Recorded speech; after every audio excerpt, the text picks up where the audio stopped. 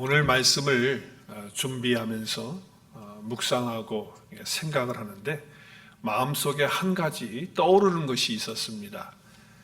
그것은 만약에 주님께서 나에게 더욱 아름답고 또 풍성한 그런 삶을 살게 하기 위해서 꼭 필요한 것 한 가지의 영적인 소원이 있다면 그것이 무엇이냐라고 이렇게 물으시는 것 같은 그런 마음을 갖게 되었습니다.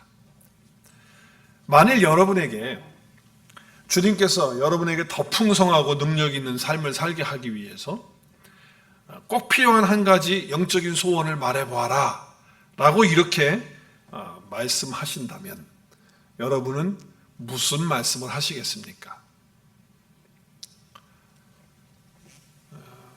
사실 막상 영적인 그런 은혜들 또 영적인 그런 소원을 여러 가지 것들을 얘기하라 그러면은 뭐 그냥 쉽게 이야기를 하겠는데 필요한 것 꼭 한 가지를 이렇게 이야기하라고 하니까 그러니까 여러분 굉장히 갈등이 되지 않아요? 마음에 또 갈등이 될 뿐만 아니라 한 가지 고른다는 게 쉬운 일이 아니겠다 이렇게 생각이 될 겁니다. 여러분 마음속에 문득 떠오르는 것이 뭡니까? 저는 오늘 말씀을 준비하면서 주님께서 이런 질문을 하신다면 내가 무슨 대답을 할까라고 하는 생각을 해보게 된 것입니다. 한 가지만 달라고 하면 주님 나에게 영적 소원이 이것입니다. 이 한 가지면 됩니다 라고 하는 것 여러분 뭐예요? 한번 마음속으로 생각해 보십시오.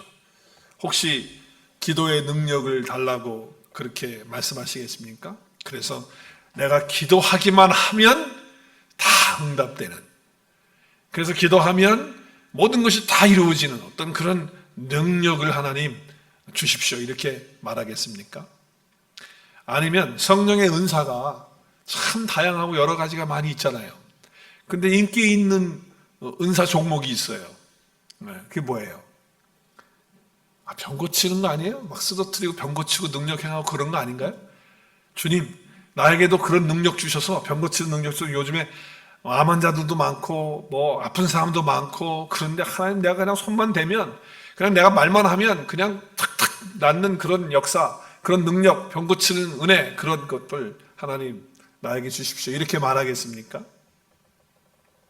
아니면 사단 마귀 귀신들이 우글거리고 있는데 정말 사단 마귀 귀신들이 그냥 내가 한마디 딱 하면 그냥 꼼짝 못하고 다 떠나가고 그냥 물러가는 그런 역사 하나님 이루게 해주십시오 이렇게 말하겠습니까?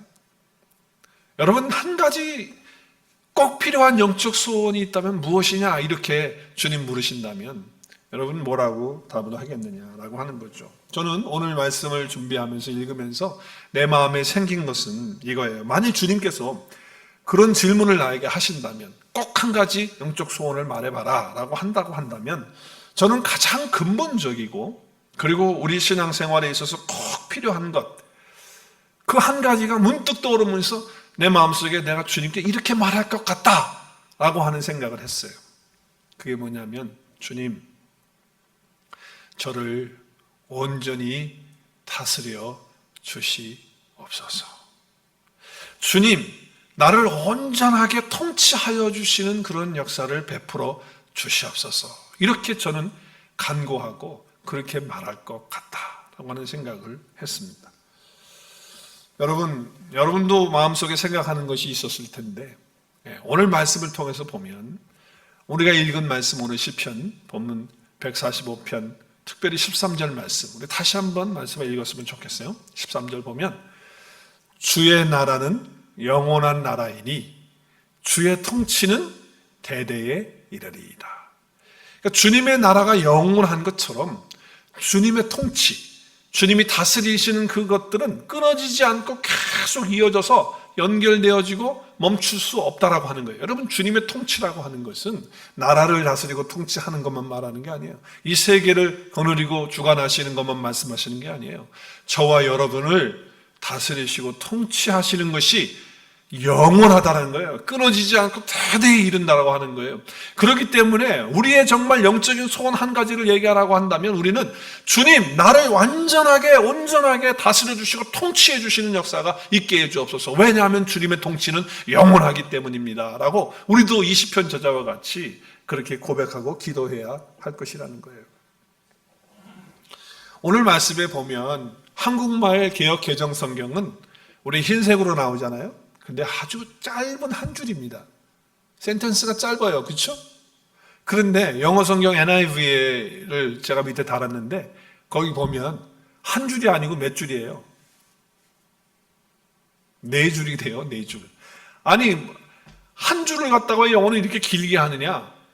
뒤에 있는 이야기가 있기 때문에 그래요. 우리 한국 개역 성경에는 빠졌지만 이게 있어요. 그래서 제가 다른 영어 성경을 봤어요. 또 한글 성경도 보니까 이게 NIV, 킹 제임스, 그리고 NSAB, 그리고 LLT 영어 성경에도 다 뒤에 부분이 있더라고요. 이렇게 짧지가 않아요. 우리 개역 개정 성경처럼.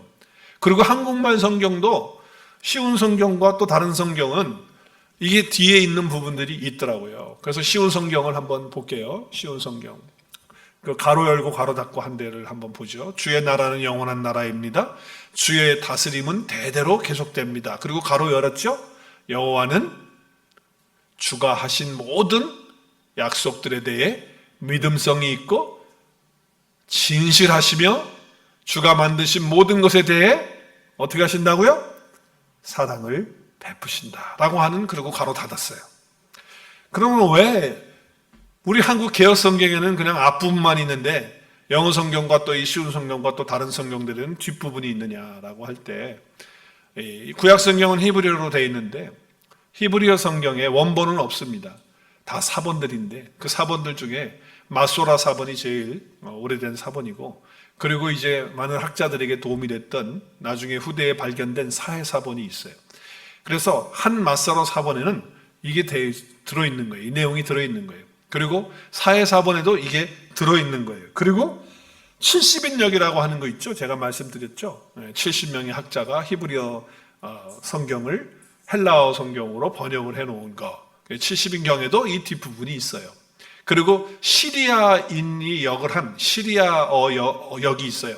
근데 거기에도 이 뒤에 부분이 들어있어요. 그렇기 때문에 이 부분이 들어있기 때문에 많은 성경은 이 뒷부분을 설명을 하고 있는 거예요. 그래서 왜냐하면 사본이 있으니까 그것을 번역을 하게 된 것이죠. 그런데 우리 개역개혁적 성경은 그 사본을 따라서 했을 때 아마 없었던 것 같아요. 그죠? 없는 사본이겠죠? 그러니까 그걸 뺀 겁니다. 자, 그러면 그 뒤에 부분을 보시면 주님의 나라는 영원한 나라고 주의 다스림은 대대로 이어지는데, 이것은 왜 이렇게 되느냐 하면 주님이 약속하셨기 때문에 이렇게 된다는 거예요. 그리고 하나님이 지으신 모든 것들 중에 가장 귀하고 아름다운 존재는 저와 여러분이에요. 하나님의 형상으로 우리를 지었어요. 그렇기 때문에 귀하고 복된 존재들인데 그 존재들을 하나님이 특별히 사랑해 베푸신다는 거예요. 그 사랑을 해주신다는 거예요. 그래서 하나님의 그 사랑과 그 은혜 가운데서 우리는 주님의 다스림이 대대로 이어지는 그런 축복이 있게 되는 것을 말씀하고 있다라고 하는 것이죠. 그러니까 하나님은 신실하세요. 그리고 그 약속을 이루시는 분이에요. 그리고 하나님은 우리에게 너무나도 큰 사랑을 베풀어 주셨는데 그 사랑을 베푸시는 이유는 주님이 우리를 다스리기 위해서, 우리를 통치하시기 위해서, 주님의 나라가 영원하기 때문에 그렇다라고 하는 것입니다. 그러므로 여러분, 주님이 나를 다스리신다고 하는 것, 주님이 나의 존재를 다 통치하신다고 하신다는 것은 우리의 신앙의 생활 속에서 어떻게 보면 가장 기본적인 것이 되는 것이고, 또 복음의 핵심일 뿐만 아니라, 그리고 실제로 우리가 살아가면서 겪는 영적인 문제뿐만 아니라 우리가 살아가는 모든 문제들을 다 해결할 수 있는 그런 은혜가 된다라고 하는 것이죠. 이렇게 확신을 가지고 내가 말할 수 있는 것은 제가 그냥 생각해서 하는 얘기가 아니고 하나님의 말씀인 성경에서 보면 다 우리가 알게 되는 거예요. 여러분 보세요. 예수님을 우리가 믿고 영접을 하게 되면 그분을 누구로 모시게 됩니까? 예수님을 우리가 영접하고 고백할 때 어떻게 믿고 고백하게 됩니까? 그리고 예수님이 우리 안에 어떻게 오십니까? 우리가 예수님을 믿고 예수님을 받아들일 때 우리는 예수님을 주님이라고, 주라고, 그리고 그리스도라고 하나님의 아들이시라고 또 하나님이라고 이렇게 고백하는데 특별히 우리는 예수님을 주님이라고 이렇게 고백하고 영접하게 됩니다. 여러분, 주님이라고 하는 그것은 내가 종이 되었다라고 하는 거예요. 그러면 주님과 나와의 관계 속에서 예수님을 영접하게 되면 주님과 종이 되는데, 그러면 주님과 종의 관계는 어떻게 되는 겁니까? 관계성에서 따져본다면 이것은 종이니까 노예처럼 그냥 뼈 빠지게 일만 해가지고 그냥 고생하고 그러는 걸 말합니까? 그 얘기하는 게 아니에요. 주인이 되셔서 종을 지배하고 종을 다스리고 종을 통치하는 그 부분을 말씀하시는 거죠. 자, 그래서 여러분, 우리가 주님이라고 고백하는 것에 대해서 고린도전서 12장 3절의 말씀에 보면 이렇게 말씀하고 있어요. 우리 한번 같이 읽어볼까요? 그러므로 내가 너에게 알려주는데 하나님의 영으로 말하는 자는 아무도 예수님을 저주받은 자이다라고 말할 수가 있습니까? 없습니까? 없어요. 그렇게 말할 수가 없죠. 그러나 성령으로 말미암으면, 그러니까 성령으로 말미암지 않고는 아무도 예수님은 어떻게 해요? 주님이시다 말할 수 있어요, 없어요? 없다는 거예요. 그러니까 우리가 성령님을 통해서 예수님을 영접하게 되고 믿게 돼서 우리 안에 예수님이 오시게 될 때 우리는 예수님을 어떻게 부르느냐? 주님이라고 부르는 거예요. 주님이라고. 그래서 주님이라고 부를 때는 주님이 나를 다스리시는 분이라는 거예요. 주님이 나를 통치하시는 분이시라는 거예요. 내가 주인이 아니라 주님이 주인이시고 나는 종이라는 얘기예요. 그런 의미로 우리는 고백하게 되는 것입니다. 뿐만 아니라 복음을 이야기할 때 우리가 복음의 내용이 뭐냐라고 할 때 여러 측면으로 말할 수 있겠지만 그 복음의 내용 가운데 정말 중요한 내용은 뭐냐면 다스린다는 거예요. 통치한다라고 하는 거예요. 주님의 통치를 이 복음에서 이야기를 하고 있는 거예요. 여러분, 정말 그 많은 구약의 선지자들이 예수 그리스도의 복음을 전하면서 또 예수님의 오심을 선포하면서 그들은 이렇게 말합니다. 특별히 이사야서의 말씀을 보면 52장 7절이죠. 우리 한번 같이 읽겠습니다. 시작. 좋은 소식을 전하며 평화를 공포하며 복된 좋은 소식을 가져오며 구원을 공포하며 시온을 향하여 이르기를, 시작. 내 하나님이 통치하신다 하는 자의 산을 넘는 발이 어찌 그리 아름다운가.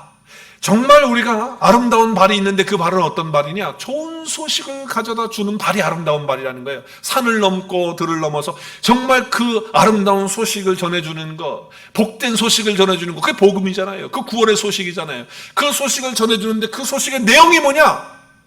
뭡니까? 오늘 말씀에서 뭐라고 그래요? 이사야 선지자는 뭐라고 선포합니까? 내 하나님이 통치하신다. 이 나라와 민족을 통치하는 것만이 아니라 하나님이 나와 여러분을 통치하신다는 거예요. 이 복음 안에는 주님이 우리를 다스리시고 통치하신다는 메시지가 들어있는 거예요. 그 말씀이 거기 들어있는 거예요. 그래서 그 복음이 얼마나 아름다우냐라고 하는 것을 말하고 있는 것이죠. 예수님께서 복음 사역을 처음 시작하시면서 물론 세례 요한, 침례 요한도 그렇게 선포했지만 예수님도 그렇게 선포했습니다. 뭐라고 선포하셨습니까? 아주 간단하게 명료하게 한마디로 선포하셨어요. 시작. 아니, 예수님이 처음에 선포하신 복음은 뭐예요? 시작. 회개하라. 시작. 회개하라. 천국이 가까웠느니라. 아니, 일부 예배보다 2부 예배가 조금 오늘 더 나오신 것 같은데 소리가 더 작으신 것 같아요. 네.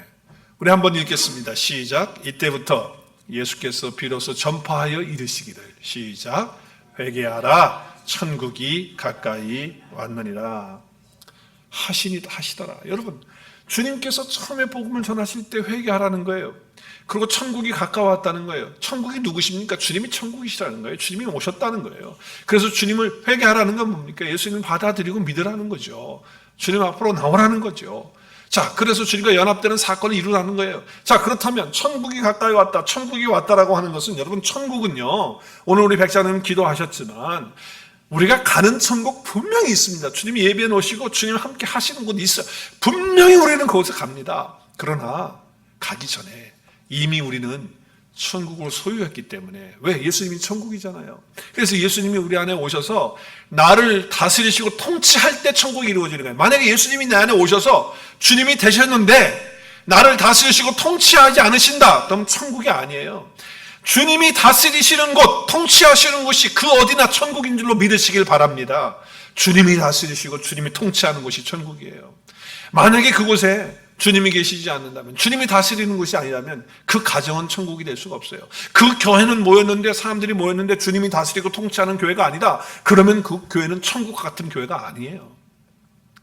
내 삶도 마찬가지예요. 나의 삶이 천국이 되려면 주님이 나를 통치하시고 다스리시는 삶이 될 때 천국이 이루어지는 거예요. 그 천국을 맛보면서 사는 그런 삶을 산다라고 하는 것이죠. 그래서 주님은 선포하셨어요.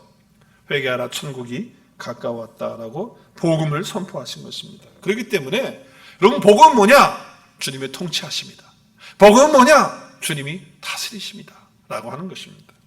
그래서 주님의 통치를 선포하시고 그 다스리심을 주님은 선포하셨다. 그렇기 때문에 복음의 핵심의 내용이 뭐야? 주님이 통치하시기 때문에 결국은 주님의 통치는 우리 신앙의 기초를 이루는 것이 되는 것이고, 그러면서 동시에 주님의 통치는 우리 그리스도인들이 세상을 살아가면서 예수님을 주님이라고 고백하고 믿고 살아가는 그리스도인들이 살아가면서 겪는 모든 어려운 것들이나 문제들에 대한 해답인 줄로 믿으시기를 바랍니다. 주님이 통치하시면 다 해결되는 거예요. 주님이 다스리시면 다 끝납니다, 그 말이에요. 우리는 신앙을 가지고 많은 삶을 살아가면서 여러 가지 어려운 문제들을 겪습니다. 뭐 경제적인 어려움도 있을 수 있고, 환경적인 어려움도 있을 수 있고, 사람들과 사람들과의 부대끼면서 갈등하면서 힘든 그런 어려움도 있을 수 있습니다. 또 유혹도 올 수 있고, 미혹도 받을 수 있고, 또 그럴 뿐만 아니라 혼동과 흔들림이 우리 가운데 있을 수 있는 그런 상황이 있다라고 하는 거죠. 왜냐하면 우리가 연약하기 때문에. 때로는 우울한 마음이 들어가지고, 또 가을이니까 남성분들이 또 우울해지기 시작해가지고 고독하다, 뭐 외롭다, 쓸쓸하다, 뭐 이럴 수 있는 것입니다. 이런 문제들이 우리 가운데 뭐 호르몬 때문에 그럴 수도 있고, 환경 때문에 그럴 수 있고, 가을이 오니까 그럴 수도 있고, 가을 타는 남자니까 그럴 수도 있어요. 그렇지만 주님이 다스리신다면 그 모든 것들은 다 해결되는 줄로 믿으시기를 바랍니다. 주님이 우리를 다스리실 때, 통치하실 때 그렇게 된다라고 하는 것입니다. 저 스스로를 볼 때 참 실망스러울 때가 많아요. 정말 그래요. 이건 사실이에요. 제 속에 있는 저의 그 위선적인 거 있어요. 여러분 모를 거예요.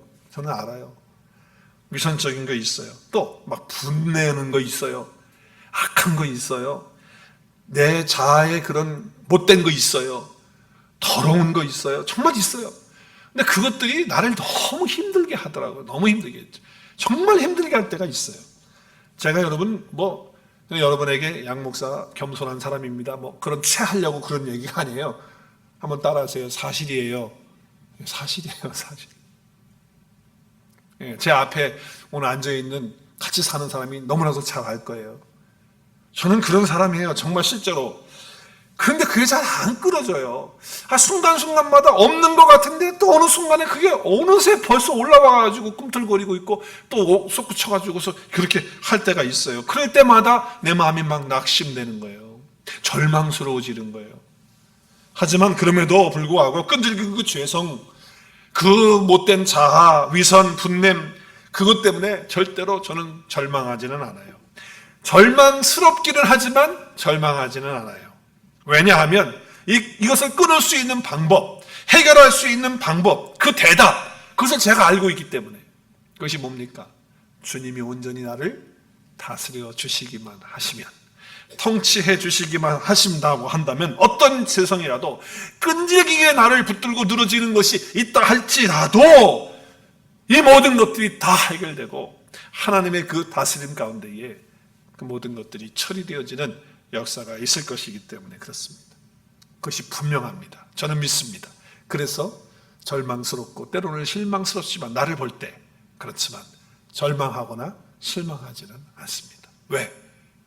왜 그렇다고요? 답을 가지고 있기 때문에. 주님이 나를 다스리시면 된다는 것. 한 번은 여러 성도님들이 한 테이블에 앉아서 같이 대화를 할 수 있는 시간이 있었습니다. 근데 그때는 남자분은 거의 없었고 여자분들, 여자 집사님들하고 여자 권사님들 소개내가 있었습니다. 그래서 여러 가지 얘기들을 주고받고 하는데 한 여자 집사님께서 저를 바라보시면서 자기 가정 얘기를 하는 거예요. 물론 거기에 있는 분들도 다 듣죠. 그러면서 너무 힘들다, 어렵다. 그것도 같이 살고 있는 사람 때문에 너무 힘들다는 거예요. 그 한 사람이 너무 힘들다는 거예요. 그 사람이 누굴까요? 그분은 누구라고 얘기 안 했어요. 누굴까요? 집안에 있는 또 다른 큰아들 있잖아요. 그렇죠? 너무 힘들다는 거예요. 교회는 같이 다니고 있는데 또 예배도 같이 드리고 있는데 이 사람이 정말 안 변한다는 거예요. 아니, 사람이 어떻게 이렇게 안 변할 수가 있을까? 어떻게 정말 이렇게 똑같을 수가 있고 여전히 그 죄악 속에서 이렇게 살면서 이렇게 살아갈 수가 있을까? 그것 때문에 너무 답답하고 어렵고 힘든 거예요. 그래서 사람들이 있음에도 불구하고 자기 가정 이야기를 하면서 자기의 속상하고 자기의 힘든 이야기를 한 거예요. 그것도 저를 많이 보면서. 그러면 이제 뭐예요? 답은 뭐예요? 목사님, 그 부분에 대해서 좀 한마디 해주세요. 그런 거 아니에요? 그래서 제가 그런 느낌을 받고 무엇인가 좀 얘기를 해드려야 될 텐데 뭐라고 얘기를 하지? 이렇게 생각하고 있는데 갑자기 옆에 있던 권사님 한 분이 툭 튀어나오시면서 한 말씀을 딱 하시는 거예요. 저보다 먼저 한 말씀을 딱 하시더라고. 뭐라고 하시냐면, 집사님, 성령 받아야 돼. 성령 받으면 다 되는 거야. 이렇게 딱 말씀을 하시더라고요. 갑자기 소리가 툭 튀어나온 거예요. 근데 그분은 사실 저를 향해서 목사님하고 얘기하니까, 목사님 이 자리에 계시니까 좋은 얘기 해주실 거야, 이렇게 기대하면서 아마 얘기를 했을 것이 분명해요. 그러니까 분위기를 봤을 때 그 다음 순서는 누가 하는 겁니까? 내가 하는 거거든요. 그게 분명해요, 분위기상. 근데 그 집사님이 툭 튀어나오면서 그런 말씀을 하셨어요. 그랬을 때 좀 분위기가 좀 그랬긴 했지만, 그렇지만 정말 나쁘지 않았어요.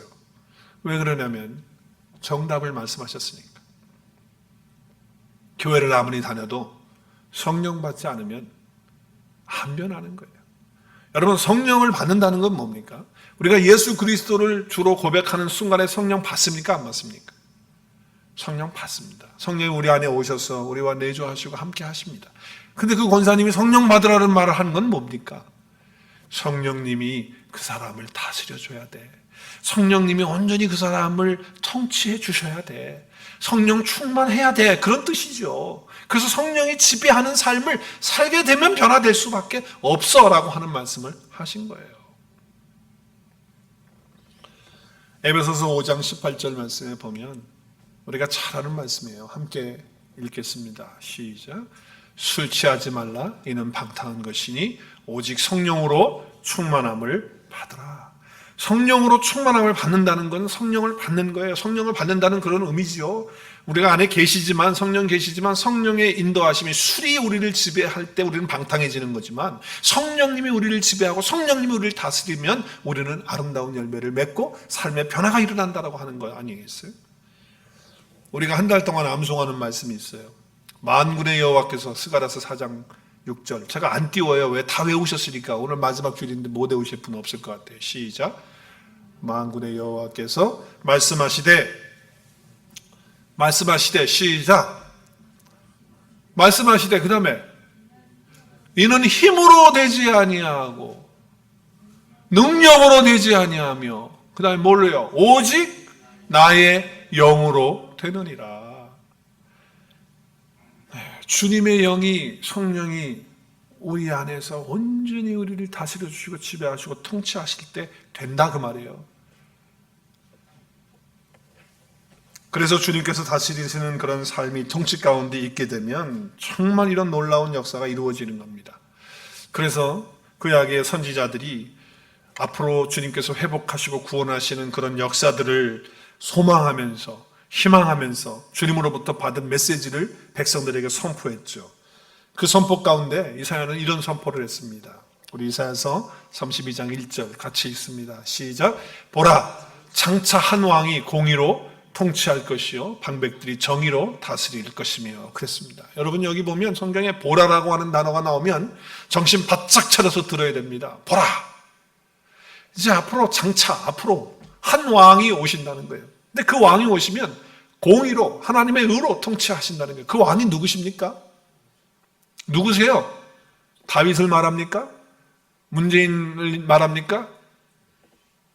트럼프를 말합니까? 그 왕이 누굽니까? 예수 그리스도십니다. 그분이 오시면 하나님의 의로 통치하신다는 거예요. 우리를 다스리신다는 거예요. 그런 역사가 온다는 거예요. 그것이 희망이라는 거예요. 그것이 소망이라는 거예요. 우리가 정말 절망하지 않는 이유는 그분이 오시면, 그 한 왕이 오시면 공의로 하나님의 의로 우리의 삶을 다스리고 통치하실 것이기 때문에 희망이 있다는 거예요. 왕 대신 주님이 여러분의 삶을 다스리고 계십니다. 그분이 우리의 삶을 통치하고 계십니다. 이것이 저와 여러분의 신앙의 이야기가 되실 수 있기를 바랍니다. 오늘 13절에서 영원히 다스리신다라고 하는 말씀을 이렇게 하시면서 그 다음에 오늘 14절부터 21절까지의 말씀은 주님이 다스리시고 통치하시면 어떤 일이 일어나느냐, 그리고 주님이 다스리고 통치하시는 삶을 살면 어떤 삶을 우리가 누리게 되느냐라고 하는 것을 쭉 설명하고 있는 말씀이에요. 그것이 오늘 14절부터 21절까지의 말씀입니다. 자, 그래서 그 말씀 한 구절 한 구절을 우리가 좀 다 볼 수는 없지만 우리 몇 구절을 보겠습니다. 우리 15절로 16절까지 말씀을 보겠습니다. 시작. 모든 사람의 눈이 주를 앙망하오니 주는 때를 따라 그들에게 뭘 줘요? 먹을 것을 주시며 손을 펴사 모든 생물의 소원을 만족하게 하신다라고 하는 말씀을 하고 있습니다. 자, 주님의 다스림과 통치가 가운데 사는 사람이 누릴 수 있는 건 뭐냐? 또 주님의 다스림이 있으면 어떤 일이 일어나느냐? 어떤 일이 일어납니까? 한마디로 딱 말하면 주님의 도우심이 나타난다는 거예요. 주님의 도우심의 역사가 일어난다는 거예요. 자, 오늘 보세요. 그 도우심이 어떤 도우심입니까? 때를 따라서 먹을 것을 주시는 거예요. 정말 굶주린 영혼에게, 배고픈 영혼에게 먹을 것을 주시는데 때를 따라서 주시는 거예요. 물론 육신의 양식만을 얘기하는 거 아니에요. 성경에서 말씀하실 때 양식은요, 먹을 것을 주는 건 육신의 양식을 말하는 건 성경이 아니죠. 물론 그것도 주시지만 더 중요한 메시지는 뭡니까? 때를 따라서 주시는 먹을 것이 뭡니까? 주님의 양식, 주님의 말씀을 주신다는 거예요. 정확하게 우리가 이때 어떻게 해야 되지? 이때 어떻게 정말 이 어려운 곤고한 것들, 힘든 것, 정말 내가 정말 배고파가지고 어려워서 막 그렇게 하는 것처럼 갈등하고 힘들어하는 그런 삶 속에서 내가 어떻게 해야 될지 생각하는 그 순간에 주님이 도움이시다라고 하는 것을 받아들이고 믿게 되는 역사가 바로 주님이 다스리고 통치하시는 거예요. 또 주님이 어떻게 하십니까? 손을 펴신다는 건 도움을 주시는 거예요. 손을 펴셔서 어떻게 모든 생물의 소원을 만족하게 하시는 거예요. 그 생물 가운데 가장 중요한 거, 모든 살아있는 존재들 가운데 가장 중요한 저와 여러분인데, 저와 여러분의 소원이라는 게 내가 원하고 바라는 것도 물론 되겠지만 지금 힘들어서 어려워서 간구하면서 주님, 내가 이거 이렇게 됐으면 좋겠는데 이게 너무 안 됩니다, 내가 이렇게 어렵습니다, 힘듭니다 할 때 우리로 하여금 도움을 주셔서 우리 마음에 참 만족을 주시는 그런 하나님의 역사가 이루어진다라고 하는 것입니다. 여러분, 이런 영적인 체험의 역사가 주님이 다스리는 삶이 있을 때 우리가 이것을 누리는 거예요. 그리고 주님의 통치하심이 있을 때 이런 역사가 나타나는 거예요. 그래서 때를 따라서 주님의 양식으로, 주님의 말씀으로 우리를 도와주시고 우리를 만족하게 해주시는 줄을 믿으시기를 바랍니다. 우리를 만족하게 해주시는 거예요. 우리를 채워주시는 거예요. 주님의 도우심을 통해서 그렇게 하시는 거죠. 그래서 시편 저자는 이렇게 고백하고 있습니다. 시편 121편 1절 시작. 내가 산을 향하여 눈을 돌리라. 나의 도움이 어디서 올까? 어디서 옵니까? 나의 도움은 천지를 지으신 누구? 여호와께로. 믿으십니까? 여호와께로서 온다는 거예요. 나의 진정한 도움은 주님이시다는 거예요. 그 주님의 말씀을 통해서 내가 도움받고, 그 은혜를 통해서 도움받고, 그의 손길을 통해서 내가 도움을 받고 사는 거예요. 이것이 주님의 다스림을 받는 자의 삶이다라고 하는 거예요. 또 시편 46편 1절 말씀 같이 읽겠습니다. 하나님은 우리의 피난처시요 힘이시니, 큰 소리로, 환난 중에 만날 큰 도움이시라. 그냥 작은 도움이 아니라 정말 우리에게 만족을 주는 그런 도움이 되시는 분이 하나님이시다라고 말씀을 하시는 것입니다. 그렇습니다. 하나님이 나를 다스린다고 하시는 것은 나의 삶에 절실하게 도움이 필요할 때, 아니 절실하게 도움이 필요해서만 아니라 나의 삶의 모든 부분에 주님의 양식을 통해서, 주님의 말씀을 통해서 때를 따라서 정확한 시간에 언타임에 딱 맞게 나를 도와주시고 나를 채워주시고 또 진정한 만족을 주시는 거예요. 내 모든 삶의 영역에서 그런 것이라고 하는 거예요. 어떤 것도 나를 도울 수 없다, 하나님만이 나의 도움이 되신다라고 하는 것이죠. 정말 내 삶에 필요한 분은 하나님이세요. 하나님 한 분이 나의 모든 도움을 도움이 되시고 또 그 도움을 통해서 내가 그런 은혜와 축복을 받게 되는 것입니다. 그러니까 여러분 다른 데 가서 배부르게 하려고 하지 마세요. 육신의 것 가지고만 배부르게 하려고 하지 마세요. 세상에 있는 거 가지고 만족하게 하려고 하지 말고, 그리고 세상의 것들을 가지고 도움 받으려고 하지 마세요. 요즘에는요 정말 주님이 나의 도움이 되셔야 주님이 다스리고 통치하시는데, 그게 아니고 유 선생님이 나의 도움이 되고 있어요. 유 선생님이 누군지 아세요? 유튜브가 나의 도움이 되는 거예요. 여러분, 그래서 뭐만 있으면 그냥 무조건 그냥 유튜브 선생님한테, 물론 도움을 받긴 받아요. 그런데 진정한 도움입니까? 유튜브가? 아니죠. 어떤 분은 셀폰 만지면서 전화번호 쭉 찾으면서 누가 날 도와줄 수 있을까? 이러면 쭉, 이 사람은 아니야, 이 사람은. 그러고 앉아있다 이 말이에요. 주님만이 나의 도움이 되신다라고 믿고 주님의 도우심을 기대하고 소망하는 사람이 주님의 다스림을 받는, 통치를 받는 자인 줄로 믿으시기를 바랍니다. 그리고 주님의 통치를 받는 사람은 주님의 도움을 당연히 받으면서 체험받고 배고프지 않고 만족한 그런 삶을 사는 거예요. 그래서 삶의 모든 문제들을 해결해 주시는 거예요. 여러분, 힘이 드십니까? 마음이 답답하십니까? 뭐 유행가 가사처럼 나도 내 마음 몰랍니까? 여러분, 그럴 때 그 모든 것을 해결해 줄 수 있는 분이 누구십니까? 우리 주님이세요.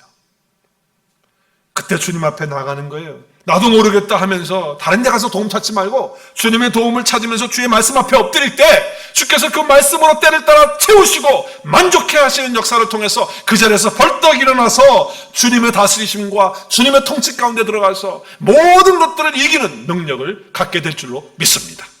그런 축복이 우리 가운데 있어야죠. 어떤 순간에도 주님만이 나의 도움이시다 라고 하는 것이죠. 또 오늘 말씀 가운데 보면 주님이 다스리시고 통치하시면 어떤 사건이 일어나느냐, 또 우리가 누리는 것이 뭐냐라고 할 때 오늘 18절 19절 말씀 같이 읽겠습니다. 여호와께서는 자기에게 간구하는 모든 자, 곧 진실하게 간구하는 모든 자에게 가까이 하시는도다. 그는 자기를 경외하는 자들의 소원을 이루시며 또 그들의 부르짖음을 들으사 구원하시리로다. 무슨 말씀입니까? 주님이 통치하시면, 다스리시면 어떤 일이 일어납니까? 주님과 소통하는, 커뮤니케이션이 이루어지는 역사가 이루어지는 거예요. 근데 어떤 자에게 이루어지느냐? 간구하는 자. 간구한다는 게 뭐예요? 주님 앞에 나가서 기도하는 거잖아요. 주님과 소통하는 거잖아요. 근데 그냥 입술만 가지고 소통하는 게 아니고 오늘 말씀에 보니까 어떻게 간구해야 돼요? 어떻게 기도해야 돼요? 진실하게 간구하는 모든 자에게 주님이 어떻게 하신다? 가까이 하신다. 주님과 소통이 된다는 거예요. 주님과 커뮤니케이션이 된다. 대화가 된다라고 하는 것을 말씀하고 있는 거예요. 그리고 그 부르짖음을 주께서 들으셔서 구원하시는 역사를 보게 된다라고 하는 것이죠. 자, 주님이 다스리고 통치하는 그런 삶은 어떤 삶이냐? 주님과 소통이 이루어지는 삶이에요. 주님과 대화가 이루어지는 그런 삶이에요. 커뮤니케이션이 이루어진다라고 하는 거예요. 하나님의 음성을 듣고 하나님의 역사를 바라보게 되는 그런 역사가 이루어진다라고 하는 것이죠. 여러분, 그렇기 때문에 주님의 다스림과 통치를 받으면요, 주님과 대화가 되는 거예요. 소통이 이루어지는 거예요. 여러분, 주님과 소통이 이루어지는 건 일방적인 것이 아니에요. 내가 주님께 말씀드리면 주님이 나에게 말씀하시는 거예요. 그러면 주님의 말씀을 내가 들어야 되잖아요. 그럼 주님의 음성이 들려줘야 된단 말이에요. 근데 많은 경우에 주님의 음성을 들으셔야 됩니다. 주님 말씀 들으셔야 됩니다. 그러면은 이렇게 얘기하시는 분들이 있어요. 목사님 자꾸 헷갈려요. 이게 내 음성인지 마귀의 음성인지 주님의 음성인지 이게 분간이 안 간다는, 분간이 안 간다. 잘 모르겠다는 거예요. 그리고 무슨 소리인지 들려오지도 않는다. 어떻게 듣는 겁니까? 주님의 음성을 듣는다는 것이. 여러분, 주님의 음성을 듣는다는 것은 주님과 소통하는 거예요. 그렇기 때문에 기도의 줄을 놓지 않고 말씀의 그 시간을 빼앗기지 아니하고 주님 앞에 엎드려서 주님의 음성을 듣기 위해서 주님 앞에 뭐 아무리 헷갈린다 할지라도 주님 앞에 엎드리십시오. 그리고 정말 간절하게 주님 앞에 오늘 여기 말씀처럼 진실하게 나가서 하나님 앞에 음성을 구하십시오. 하나님 말씀해 주십시오. 음성을 듣기를 원합니다. 주님의 마음을 알기를 원합니다. 주님의 뜻을 분별하기를 원합니다. 주님 원합니다 라고 하는 그런 사모함을 가지고 하나님 앞에 나가십시오. 그때 주님께서 가까이 하시면서 소통의 역사가 이루어집니다. 그럴 때 우리는 주님과 함께 하면서 주님이 내 마음을 다스리시고 통치하시는 그런 역사가 이루어지는 것입니다. 여러분, 주님과 통치가 이루어지는 것은 바로 이렇게 소통이 이루어져야 되는데, 소통이 이루어지려면 한쪽에서 일방적으로만 해서는 안 돼요. 쌍방이 이루어져야 되죠. 자, 그렇다고 한다면 우리가 주님의 음성을 들으려면 어떻게 해야 돼요? 소통이 이루어지려면요, 내 생각과 판단과 마음속에 있는 자기의 템포, 자기의 속도가 있어요. 자기의 속도. 이게 뭐냐면 템포가 중요한데, 이게 무슨 얘기냐면 사람들은 다 자기 템포가 있어요. 그래서 이쯤 되면 하나님께서 이제 대답을 주실 거야, 응답을 주실 거야, 결론이 나올 거야, 이렇게 생각을 하는 거예요, 나름대로. 근데 그때 딱 안 되는 거예요. 그때 뭔가 이루어지지 않는 거예요. 그러면 뭐예요? 화가 나는 거예요. 짜증이 나는 거예요. 사람들과 대화할 때도 마찬가지예요. 우리가 소통이 안 되는 이유는 뭐예요? 자기 템포를 내려놓지 않기 때문에 그런 거예요. 그래가지고 내 템포는 지금 저 사람이 얘기하는데, 아니, 거기까지만 얘기하면 되는데 왜 저렇게 얘기를 오래 하지? 그럼 막 짜증 나는 거, 화가 나는 거. 그 다음에 또 그 사람하고 얘기 안 하려고 그러는 거예요. 또 반대로, 저 사람이 왜 저기까지밖에 얘기하는지 더 얘기해야 되는 거 아니야? 이러면서 자기 템포를 가지고 생각을 하니까 소통이 안 되네요. 그러면서 자꾸 막히는 거예요. 주님과의 관계도 마찬가지예요. 나의 템포를, 내가 가지고 있는 그 순간, 그 시간, 그 속도를 내려놓지 않으면요, 절대로 주님과 소통이 안 이루어집니다. 내려놔야 돼요. 주님이 말씀하실 때까지, 주님이 음성 주실 때까지 기다려야 돼요. 성급하면 안 돼요. 근데 여러분, 우리가 하나님을 못 기다리기 때문에 주님의 뜻을 분별하지 못하고 주님의 음성을 못 듣는 거예요. 깨닫지 못하는 거예요. 여러분, 성질이 급하다고 하는 것은 여러분에게 하는 얘기도 되겠지만 저에게도 해당이 되는 얘기예요. 왜냐하면 저도 상당히 급한 사람이에요. 그런데 이 급하면, 자기 템포가 있게 있는 사람은요, 그걸 내려놓지 않으면 하나님의 음성을 듣는데 엄청난 방해가 와요. 왜냐하면 그냥 내 생각, 내 판단을 그냥 말해보기 때문에. 여러분, 성격이 급한 사람도 가만히 보면요, 자기 판단과 자기 생각이 강한 사람이에요. 그래서 빨리 결정하고 빨리 판단하기 때문에 그냥 나가버리는 거 아니에요. 기다리질 못하는 거예요. 그러니까 주님의 음성을 들으려면, 주님의 뜻을 분별하려면 기다리고 있어야 되잖아요. 주님이 말씀하실 때까지. 그래서 들어야, 그래서 소통이 이루어져서 그래야 말을 해야 주님의 말을 하는 건데, 그렇지 않고 그런 소통이 없이 그냥 급하게, 성질이 급해갖고 내 템포를 내리지 못하니까 그냥 말해버리니까 내 말만 하는 거예요. 그래서 내 말 하는 거예요. 아유, 이건 안 돼. 이건 어려워. 이건 힘든 거야. 이건 할 수 없는 거야. 내 말이 먼저 나가버리는 거예요. 여러분, 그렇기 때문에 여러분, 우리가 그렇게 정말 성격이 급한 우리의 그런 것들이 있다면, 그런 템포가 있다면 주님 앞에서 그것을 내려놔야 돼요. 그래야 주님의 음성이 들리고, 그리고 주님과 소통이 이루어지면서, 커뮤니케이션이 이루어지면서 주님이 나를 다스려 주시고 통치하시는 역사가 이루어지게 되는 것이다 라고 하는 것입니다. 여러분, 또 주님이 다스리게 되면, 나를 통치하시면 어떤 일이 일어나는가? 오늘 14절 말씀 보겠어요. 14절 보면 여호와께서는 모든 넘어지는 자들을 붙드시며 비굴한 자들을 어떻게 하신다고요? 일으키신다라고 했어요. 자, 여기 보면 비굴한 자가 나오는데, 이 비굴한 자라는 게 뭘까? 비굴한 자, 영어 성경에 보니까 바우드 다운이에요. 무릎을 꿇은 자, 절을 하는 자, 뭐 그런 거 아니겠어요? 지금 그렇게 설명을 하고 있는데, 자, 개역 개정 성경은 지금 왜 안 나오죠? 이게 왜 안 나오나? 이게 안 나오네. 죄송합니다. 제가 찾아봤어요. 다 찾아보니까 여기 지금 비굴한 자라고 하는 것이 세번역 성경을 보니까 이렇게 되어져 있어요. 세번역 성경은 주님은 넘어지는 사람은 누구든지 붙들어 주시며 짓눌린 자들은 일으키시는도다. 그러니까 짓눌렸다라고 이렇게 번역을 했어요. 비굴한 자를. 그 다음에 현대의 성경은 이렇게 얘기했어요. 여호와께서는 공경에 처한 자를 도우시며 넘어지는 자를 일으키시는도다. 이 비굴한 자를 넘어지는 자라고 이렇게 번역을 했어요. 또 바른 성경에서는 이렇게 얘기했어요. 여호와께서는 모든 넘어지는 자를 붙드시며 엎드린 자를 일으키신다. 이 영어 성경과 같이 했어요. 엎드린 자를 일으키신다라고 이렇게 번역을 했습니다. 자, 오늘 20절 말씀에도 보시면 이렇게 얘기해요. 여호와께서는 자기를 사랑하는 자들을 다 어떻게 하신다고요? 보호하시고 악인들은 다 멸하신다. 무슨 얘기입니까? 지금 계속해서 넘어진다, 짓눌린다, 비굴한다라고 이렇게 설명했지만 넘어진다, 엎드려진다, 뭐 이런 지금 표현이잖아요. 이랬을 때 또 보호한다라고 할 때 이것은 전쟁이 있기 때문에, 어떤 싸움이 있기 때문에, 넘어뜨리려고 하는 자가 있고 공격하는 자가 있기 때문에 지금 보호하고 그러는 거 아니겠어요? 그래서 영적 전쟁을 얘기하는 거예요. 그렇기 때문에 주의 다스림과 통치하심이 있다라고 하는 것은 결국 영적 싸움인데, 그 영적 싸움에서 주님이 통치하시면 우리는 승리한다, 우리는 반드시 이긴다라고 하는 것을 말씀하는 거예요. 성경에서 붙드신다, 일으키신다, 일어선다, 보호하신다라고 할 때 그것은 영적인 의미가, 영적인 전쟁의 승리를 의미하는 그런 말씀이기 때문에 그렇습니다.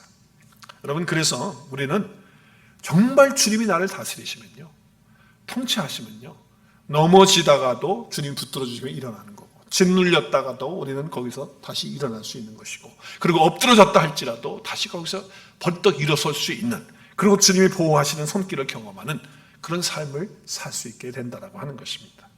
이사야서 말씀에 보면 이렇게 얘기를 해요. 참 아름다운 얘기라고 해요. 자, 한번 말씀 보겠습니다.